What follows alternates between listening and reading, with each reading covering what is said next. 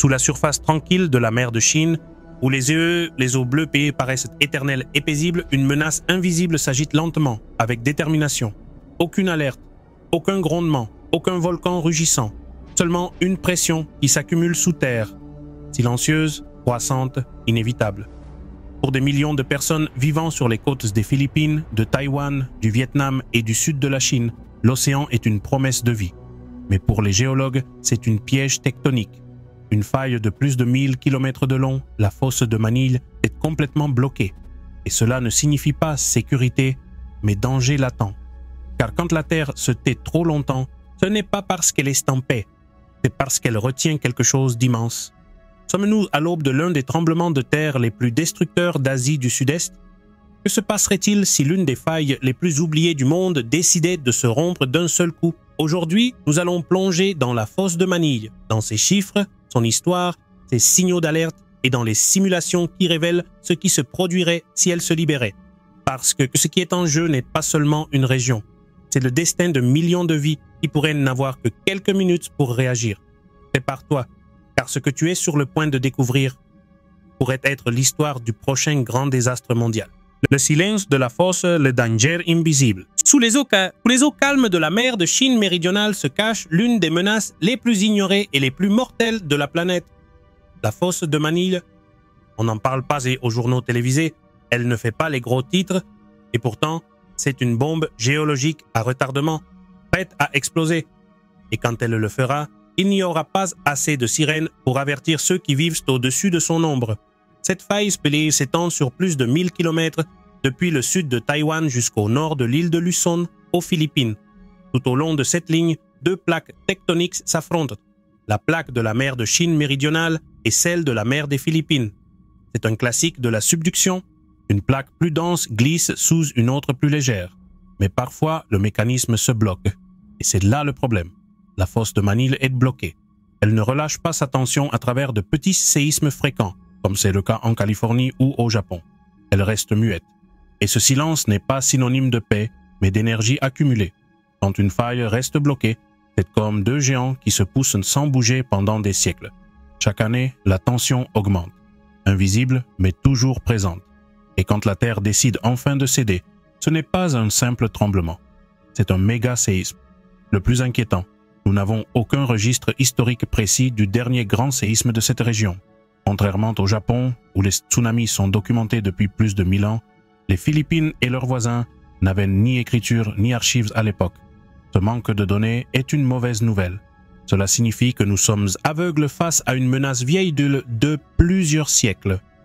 Pourtant, la géologie a laissé des traces. Sur les côtes ouest de Luzon, les scientifiques ont trouvé des coraux fossilisés brusquement soulevés de plusieurs mètres, preuve d'un soulèvement sismique massif. Ailleurs, on observe des terrasses déplacées, des couches de sédiments arrachées par d'anciennes vagues géantes. Grâce aux datations au carbone 14 et à l'analyse de microfossiles, on a pu estimer que de grands séismes se produisent ici tous les 400 à 600 ans. Le dernier aurait eu lieu il y a plus de 500 ans. Autrement dit, la faille est prête à rompre, et quand elle le fera, la catastrophe ne s'arrêtera pas au tremblement. Sa rupture pourrait engendrer un tsunami colossal, frappant en quelques minutes les côtes des Philippines, de Taïwan, de la Chine, du Vietnam et peut-être jusqu'au Japon. Dans certaines time zones, les habitants n'auraient pas que 5 à 15 minutes pour fuir. Des millions de vies dépendraient de secondes et d'une alerte qui pourrait ne jamais arriver. Pour comprendre ce danger, il suffit de se rappeler le tsunami de l'océan Indien en 2004. Un séisme de magnitude 9,1, plus de 230 000 morts dans 14 pays. La fosse de Manille a le même potentiel. Plus au nord, au Japon, la fosse de Tohoku, également une zone de subduction bloquée, provoqua en 2011 un séisme de magnitude 9,0 et un tsunami dévastateur responsable de Fukushima. Dans les deux cas, le silence avait été interprété comme stabilité, mais c'était le calme avant la tempête. La fosse de Manille, elle, est moins étudiée, moins surveillée, et plus proche de millions d'habitants côtiers sans défense suffisante. Son danger ne réside pas seulement dans sa puissance, mais dans notre ignorance. Des millions vivent aujourd'hui à Manille, Kaohsiung, Da Nang ou Macao, sans savoir qu'à quelques kilomètres sous la mer, une tranchée tectonique attend son heure. Reste jusqu'à la fin, car dans le dernier bloc, je te révélerai quels pays seraient les plus touchés par le tsunami et pourquoi des millions n'auraient pas le temps d'échapper. Le scénario que personne ne veut voir. Imagine, la fosse de Manille, silencieuse depuis des siècles, se rompt enfin. Ce n'est pas un simple grondement sous-marin. C'est une fracture totale, un séisme comparable à ceux du Japon en 2011 ou de Sumatra en 2004. Les plaques tectoniques glissent brusquement, libérant une énergie équivalente à des centaines de bombes nucléaires. Les modèles géologiques estiment la magnitude entre 8,8 et 9,3. Et cette rupture soulèverait le fond marin de jusqu'à 10 mètres. En un instant, une muraille de d'eau commence à se former et à s'étendre dans toutes les directions.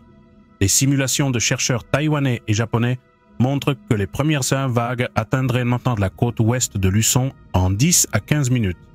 Aucune alerte ne pourrait sauver Subic, Dagupan, voire certaines zones de Manille. Les vagues pourraient dépasser 10 mètres, mais le cauchemar continuerait. En 2 à 4 heures, le tsunami frapperait Hong Kong, Macao, le sud de la Chine, le Vietnam et la Malaisie. Même une vague de 5 mètres dans une zone urbaine densément peuplée suffit à tout dévaster. Le système d'alerte régional n'est pas prêt. Il n'existe aucune surveillance unifiée ni de bouée profonde capable de détecter le séisme en temps réel.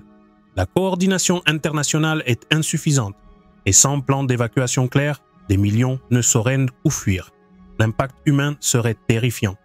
Des dizaines de millions de personnes vivent dans des plaines côtières vulnérables. Les zones les plus pauvres seraient les plus touchées. Puis viendraient les épidémies, la faim, les coupures, les migrations massives. Les dégâts économiques, eux, seraient mondiaux. Les ports, les usines, les raffineries, les centrales des Philippines et du sud de la Chine seraient anéantis. Les chaînes logistiques mondiales s'effondreraient. La bourse de Hong Kong chuterait, les prix exploseraient et le chaos économique s'étendrait bien au-delà de l'Asie. Et pendant que les gouvernements tenteraient de sauver ce qu'ils peuvent, le temps jouerait contre eux. Car face à une telle vague, il n'existe pas de réponse rapide. Le plus grave, c'est que nous ne sommes pas prêts. Les exercices sont rares, les capteurs insuffisants, les plans d'urgence incomplets. Et si cela se produit la nuit, l'ampleur de la tragédie serait indescriptible. Ce scénario n'est pas de la fiction. Il est appuyé par des décennies de données, de simulations et d'alertes scientifiques. La seule chose que l'on ne peut pas prévoir, c'est le jour exact. C'est pourquoi la seule option, c'est de se préparer. Entre science et survie, l'appel urgent. Cette phrase, répétée par les géologues et sismologues lors des conférences internationales, n'est pas une métaphore. C'est un avertissement clair. Les données sont là. Les mesures satellites et sismiques montrent que la pression entre les plaques augmente sans relâche depuis des siècles. Cette zone n'est pas seulement bloquée, elle est prête à céder. Et pourtant, la majorité des habitants vivant à proximité n'en savent rien. Ce ne serait pas la première fois que l'humanité ignore les signaux. Japon 2011, Indonésie 2004, Chili 1960. Dans chaque cas, les études existaient, mais la réaction arriva trop tard. Au Japon, le tsunami dépassa les digues. En Indonésie, les alertes échouèrent. Au Chili, le séisme le plus puissant jamais enregistré montra qu'aucune infrastructure ne remplace la préparation. Les signes sont là, mais la volonté politique manque. C'est le même dilemme aujourd'hui en Asie du Sud-Est. Les experts recommandent depuis des années installer des réseaux de bouées, renforcer les itinéraires d'évacuation, construire des abris en hauteur. Mais tout cela coûte de l'argent et exige vision, coopération et courage. Résultat, des millions de personnes pourraient n'avoir que 15 minutes pour fuir. Et souvent, ce n'est pas possible. Pas faute de volonté, mais faute de moyens. Certaines communautés n'ont ni route, ni panneaux, ni refuge, ni sirène. Comment évacuer une ville entière en 15 minutes sans même pouvoir prévenir les habitants? C'est là que réside la véritable urgence, la coopération internationale. Car la fosse de Manille n'est pas une menace locale.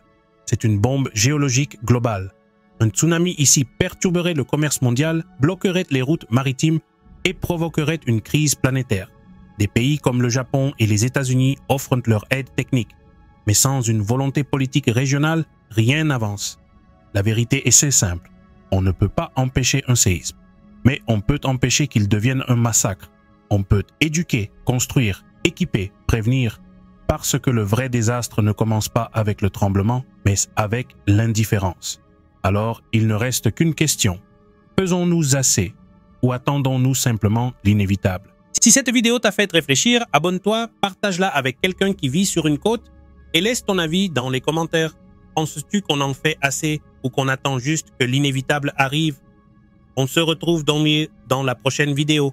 Et d'ici là, reste en alerte, reste conscient.